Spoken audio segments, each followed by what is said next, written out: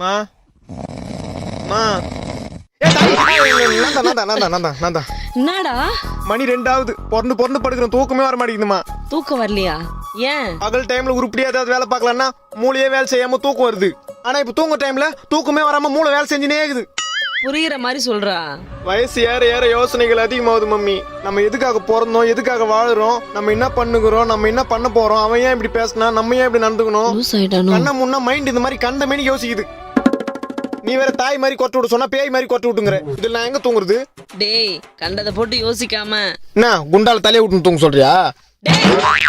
எடுத்துக்கின்னு ஐயப்பனை நினைச்சுக்கோ, நல்லா தூக்கம் வரும். எல்லா கடவுளையும் நினைச்சிட்ட, தூக்கமே வர மாட்டேங்குது. அப்ப என்னதான்டா பண்ண சொல்ற? என்ன எங்க ஆயாவுக்கு மூத்த பொண்ணு தானே நீ? ஆமா. உன் பிள்ளைக்கு ஏத்த பொண்ணா ஒன்னு பார்த்து கல்யாணம் பண்ணி வை. பண்ணி வச்சா நைட் டைம்ல லைட் ஆஃப் பண்ணிட்டு நைட்டி போட்டுக்கிறவள டைட்டா கட்டி பிடிச்சி தூங்கிடுவேன்.